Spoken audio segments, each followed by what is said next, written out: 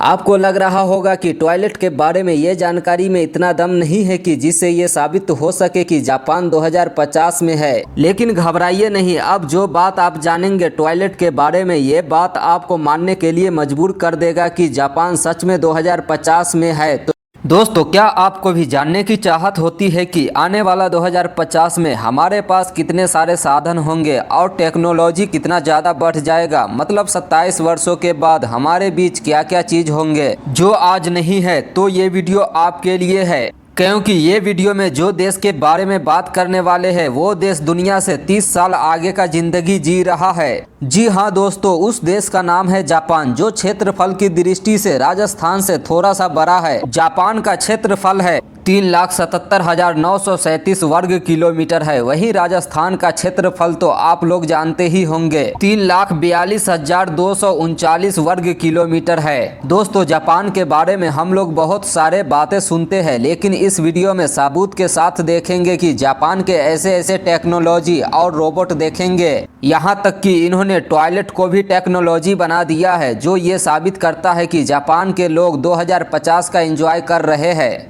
अगर आप भी भविष्य की यात्रा करना चाहते हैं तो एक बार जापान जरूर जाना। अगर बैठे बैठे 2050 में जाना चाहते हैं तो इस वीडियो में बने रहे। तो जय हिंद दोस्तों, मेरा नाम है सोनू और आप देख रहे हैं सोनू एजेड हिंदुस्तानी। अगर आपको वीडियो अच्छा लगे तो वीडियो को लाइक कर दीजिएगा और भी वीडियो देखने के लिए चैनल को सब्सक्राइब करके अपना छोटा भाई को सपोर्ट कर दीजिएगा। तो चलिए वीडियो को शुरू करते हैं।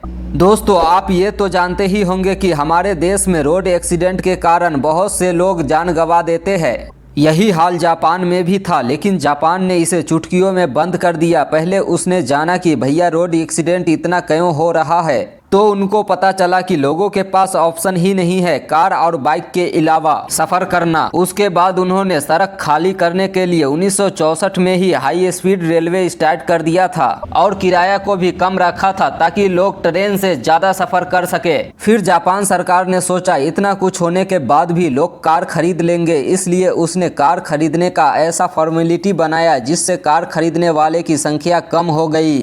उसने एक कानून बनाया, जिसको भी कार खरीदना होगा उसे पहले गवर्नमेंट को एक लेटर लिख कर देना होगा कि कार पार्किंग करने की ज़मीन हमारे पास है, हम सड़क किनारे वह किसी गली में कार पार्किंग नहीं करेंगे।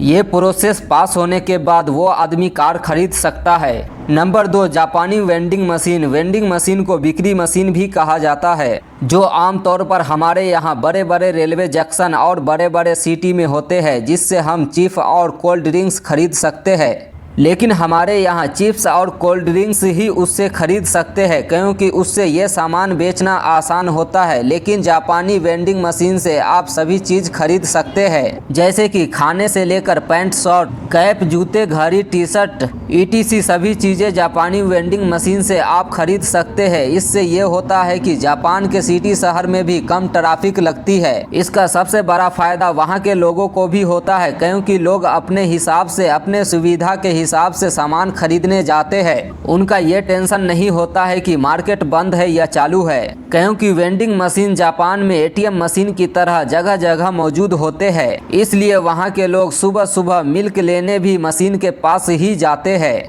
दोस्तों, घबराइए मत, ऐसे सुविधा हमारे पास भी आएंगे, लेकिन थोड़ा इंतजार करना पड़ेगा। दोस्तों, आपने ये तो सुना ही होगा टाइम इज मनी। इसका कोई फॉलो करे या न करे, लेकिन जापान अच्छी तरह से फॉलो करता है। इसलिए जापान को दुनिया का सबसे बेस्ट ट्रांसपोर्ट कहा जाता है। जापान में ट्रांसपोर्ट से लेकर रेलवे तक किसी भी चीज की डिले नहीं होती है। अगर गलती से ट्रेन डिले हो जाती है तो ट्रेन के कर्मचारी अपने पैसेंजर से माफी मांगते हैं। ऑटोमेटिक डोर आमतौर पर हमारे यहाँ मॉल और बड़े बड़े होटल में होते हैं, जिसके सामने जाने से वो खुल जाता है और अंदर चले जाने से वह वापस बंद हो जाता है। लेकिन मूवी में जो बड़े बड़े दरवाजे दिखाए जाते हैं वो कंप्यूटराइज होते हैं, वो काल्पनिक होते हैं, लेकिन जापान ने उसे हकीकत में बना दिया। जापान ने एक ऐसे डोर का आविष्कार किया है जो बिल्कुल कंप्यूटराइज है, मूवी की तरह। डोर का नाम है ETAF ऑटोमेटिक डोर। ये दरवाजा स्ट्रॉन्ग सेंसर की मदद से काम करता है। जब भी कोई व्यक्ति इसके दरवाजे के सामने आता है तो उसके शरीर के आकार के हिसाब से ये दरवाजा खुलता है। इतना ही नहीं, इस दरवाजे में एक ऐसा सिक्योरिटी फीचर है जो लोगों को पहचान सकता है। जिसको अंदर आने की परमिशन नहीं है उसके लिए ये दरवाजा नहीं खुलता है। लैंड ऑफ रोबोट, हम लोग हमेशा ये बातें सोचते हैं कि कुछ दिनों के बाद हमारे यहाँ बहुत सारे रोबोट काम करते हुए नजर आएंगे, कभी मॉल में तो कभी किराना स्टोर में तो कभी होटल में। लेकिन ये सब बात हम लोगों के लिए फ्यूचर की बात होती है, लेकिन जापानी लोगों के लिए ये फ्यूचर की बात नहीं है। वो लोग अभी ही 2050 में पहुंच चुके हैं। उनके यहाँ ज़्यादातर मॉल और होटल में रोबोट मशीनें काम करती है। यहाँ तक कि कोरोना काल में जापान के हॉस्पिटल्स में रोबोट को रखा गया था जो मरीजों को देखभाल करता था। लेकिन यार, देखभाल तो ठीक है, लेकिन यदि फ्यूचर में रोबोट ऑपरेशन करेगा तो कौन कौन करा सकता है यार? थोड़ा कमेंट करके जरूर बताना, क्योंकि मैं तो बिल्कुल कराने वाला नहीं हूँ। इतना ही नहीं, जापान स्पेस में भी अपना रोबोट भेज चुका है। साल 2013 में जापान ने पहला रोबोट स्पेस में भेजा था। इतना ही नहीं, भूकंप के दौरान वहां के आर्मी ने रोबोट मशीनों का भी बहुत ज़्यादा इस्तेमाल किया था।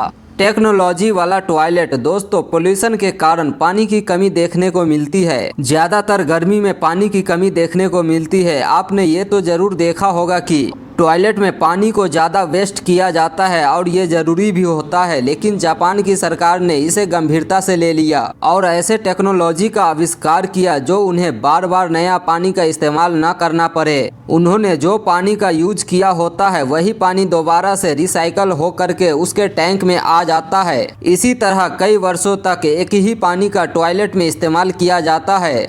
मतलब सीट साफ करने के लिए ही सिर्फ ये पानी का इस्तेमाल किया जाता है। आप ज़्यादा कुछ मत सोचने लगना।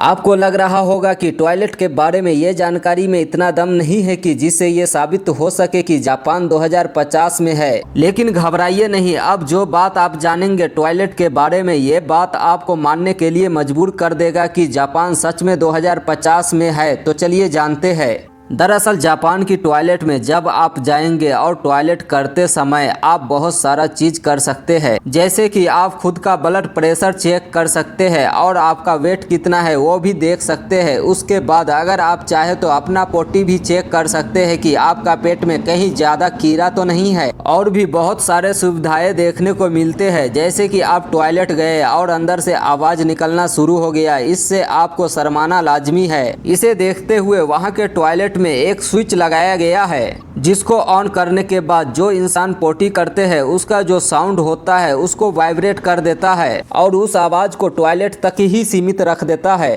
तो दोस्तों, अगर आप यहाँ तक वीडियो देख रहे हैं तो बहुत बहुत धन्यवाद। मिलते हैं फिर अगले वीडियो में। वीडियो को लाइक करके चैनल को सब्सक्राइब कर लीजिएगा।